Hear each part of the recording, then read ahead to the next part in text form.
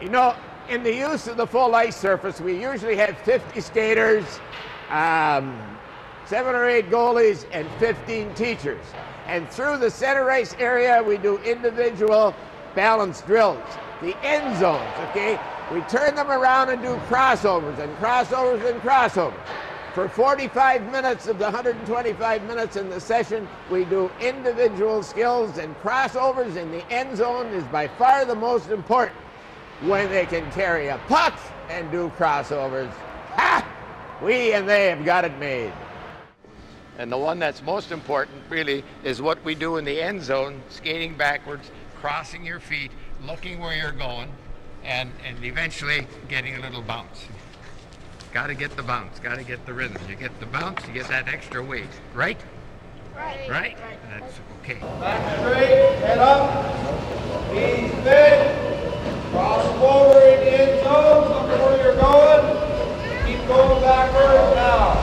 This one here is close to those forward. When you come across a student trying to go backwards in the end zone, he's bent over like a pretzel, feet too far apart, and he wiggles his rear end like a worm going across the lawn, and their mind is in La La Land. The hardest job is to get their attention. Once done, feet together, back straight, cross the outside leg over the inside, and it's simple, easy.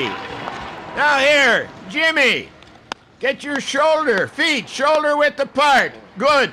Now look where you're going. He can't see where he's going when his shoulders are over his tummy, so he straightens his back and zippo, shoulder over the knee, over the ball of the foot. We got him balanced. Now, gently go backwards. Look where you're going, and step over. Piece of cake. Good work, Tess. Get your shoulders pointed to me just a little. There you go. And keep your head turned. That's it. Shoulder over the knee, over the ball of the foot. Now hold on. Okay. Now that Tessa can skate backwards, cross it over, keep her head up, her knees bent and back straight, we give her a green dot, which allows her to now carry the puck in the end zone. So in a sense, we start right back over from ground one, and now she has to work on crossovers with a puck. Way to go, Tessa. 3 teachers making it happen right under their noses. In a 7-day school, approximately 10 hours of personal instruction, we can improve anybody's physical skills by at least 50%. But we work harder on mental skills than anything else. Spend all kinds of time to try to get the brain activated. When it is, they're teachable, they're learning. Unfortunately, we don't have the same rate of success with mental skills, but we keep trying. The 10 drills we do center ice between the blue lines are to develop posture and balance. We call this sit. Get your feet right. Backside down, now put your leg out. Jamal has his foot in the vise. Can't flex the ankle. Can't sit. Gavin, not bad. Pretty good. Cerise, watch this. How it should be done. Shoulder over the knee, over the ball of the foot. Perfect balance, perfect form. Foot closest to these boards. Toe out, toe in, and kick 3 times. Okay? So it's toe, and then backwards in the end zones. Have a look where you're going. Look over your shoulder so you don't run into anybody. Turn around down here by the net. Now, this foot here is closest to those boards. So toe out, toe in, and kick it 3 times. Got it? This is the start of moving the feet and thinking at the same time. Posture. The leg on the ice supports your body weight. You have to have your knee bent, head and shoulders back, and then you've got balance. Cerise, again, perfect balance. Jamal, too. Sean, the goalie. Tessa, yahoo!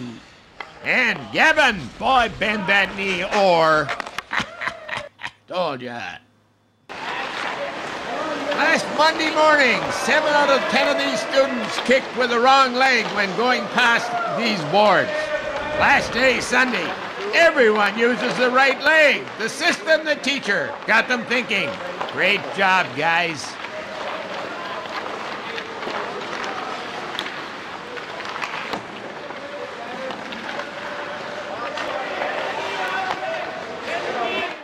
You know, the big problem with most skaters is upper body control. Unless the head and shoulders are in line with the leg on the ice, you're a loose cannon on the deck in heavy seas. But we find that our skating drills with the instructors, with the student, soon calms the waters. We make it work. Okay, down on one knee. Like that. It's the knee closest to those boards. Okay, that means I'm coming down this way. This knee here is closest to those boards. Down on one knee. Got it? Got it! Okay, let's go. Down on one knee. Again, Mike points out and mentions the knee closest to those boards. When to use which foot where. First day, the performances aren't too good. More skaters falling than standing. Down on both knees again from the red line to the blue line. Both knees, okay, fellas?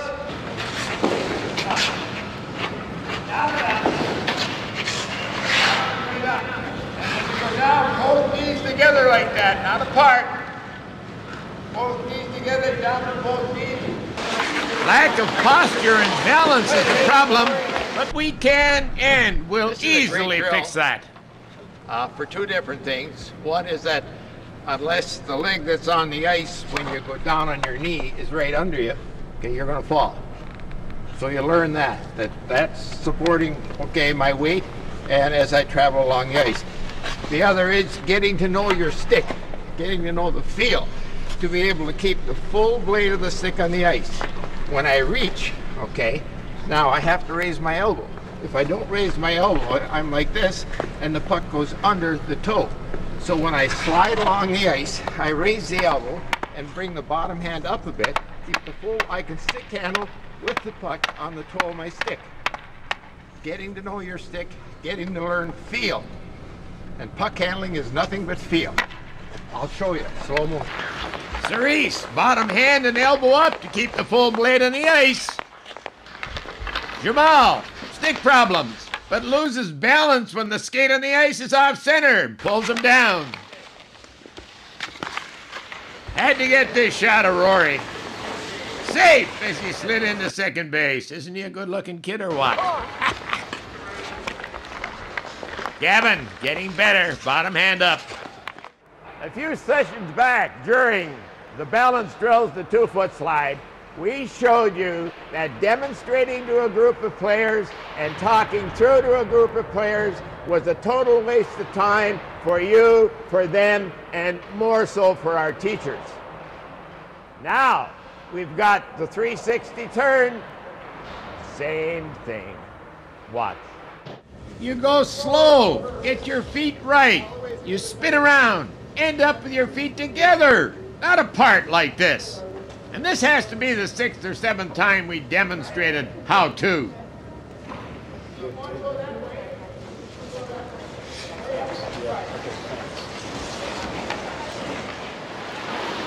Watch the first skater through. I think he's riding a barrel. The top, the guy in red. Look where his legs are. You can't do it that fast. You're going this way here. You're on the full blade of the skate. That's all you're doing. Your feet out there. Not out there. Go from the middle of your legs.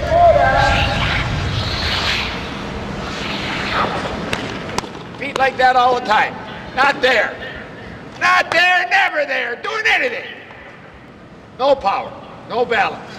Take the time. Think of what you do. Skate straight. Okay, now. Okay. Like that. We had 6-year-old figure skating girls. 6-year-old figure skating girls. You do that. What can they take up hockey, boys? You won't make the team in the country. Right back to the pond. That's not a bad idea either. Okay, come on, 360.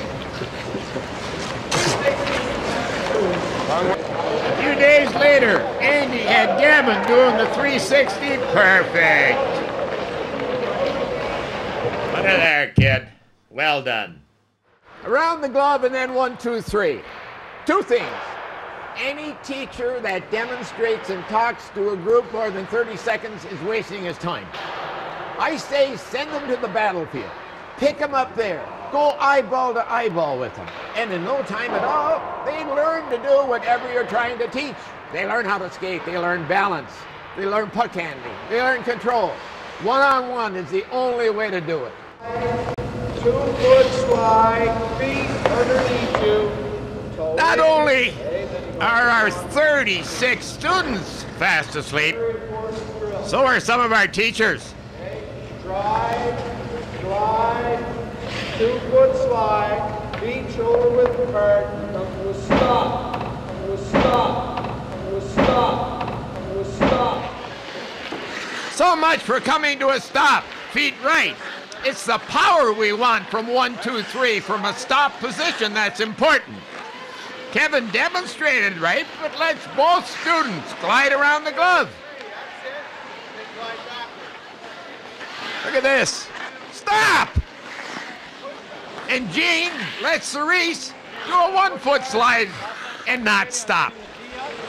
You go push the first one, get that first power stroke hard, okay? Because you're letting it slide, you're concentrating on the tee. Slide on 2 feet and stop. And Woodsy's the same. I don't know. Can't make it any plainer than stop. Nice feet cut. Keep that up. Alternate sides, Control. Stride, glide, to slide, stop. 1, 2, 3. 90% of you are going around the globe. Develop power. Stride, glide, slide. Stop! Stop! Stop! Feet right. Feet right. 1, 2, 3. Good right. Good right. Go. All right, come on. All is not lost. Justin, our goalie, does it right. He stopped. Yahoo. Around the glove, 1, 2, 3. You know, eyeball to eyeball teaching in some way resembles hand-to-hand combat. Teacher and student struggle, but each learn from the other. Watch this. Glove off. Find yourself a patch of ice. Okay, give yourself some room. Stride, glide, get your feet together. 2-foot slide. Stop. Toe in. 1, 2, 3. Got it?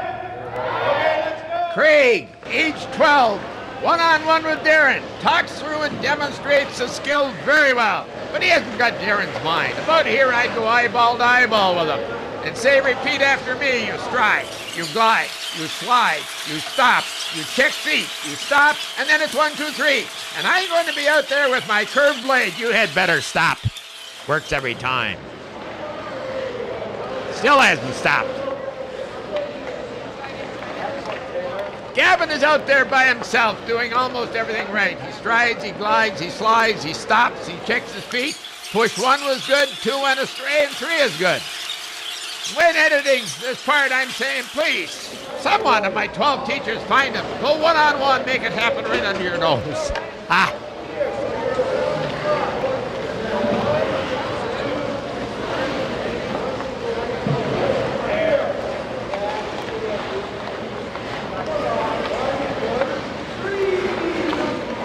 Nothing better than one-on-one.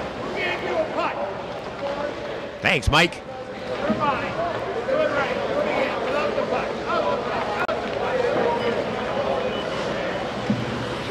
Yahoo. Christina with Lane. Watch this. Stride, glide, and slide, and listen. Listen.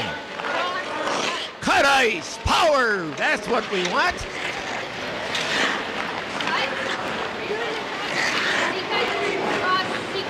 That's better, you got the motion. Flying now, bud.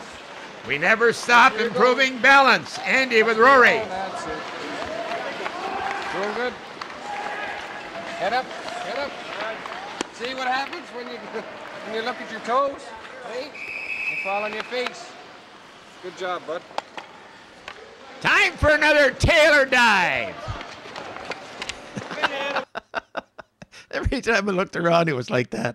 Folks, we've been in this business a long time, and what we've said since day one to all the parents, if we can improve your son's or daughter's skills by at least 50%, we'll give you your money back. Here, we'll show you how we do it. No problem, piece of cake. Happens every time. We must create a learning atmosphere, and when one-on-one, control the student's mind. We have to sell that they're here to learn skills and, above all, make it challenging and fun. Tessa and Taylor going through the stick handling blocks, both having normal problems. Next to last day, Taylor breaks away from Dad and Mike. He's balanced on skates. The power leg returns to the ice under him. But we haven't taught him to keep his head up. Look out there, big brother. Here I come. Oh, this is unbelievable. When Taylor picks up the puck, look at him. Roll the wrist, and the puck stays right in the middle of the blade. Ha ha! We haven't come to shooting yet. Tessa has legs, hands, and brain all together. Great. We call this a 1-foot slide and turn, and Craig does it very well even with the puck. We start with the 2-foot slide, then 1 foot, then the turn, and you make the turn without losing momentum. Cerise has problems getting the front leg off the ice and out of the way, but like most of the girls at the school, she works at it, works at it, works at it. She'll do it 10 times to a boy's 4 times. And this is the result. 2 days later, 1-foot slide and turn with the puck. Great balance, great puck handling. We call this a back chop. It's how to develop power on the outside edge. To do it successfully, you need perfect posture. And look at that, shoulder over the knee, over the ball of the foot. Balance and body control, she has it. Listen to her cut ice. That's pretty. Now watch this. Just by controlling her body and shifting her weight,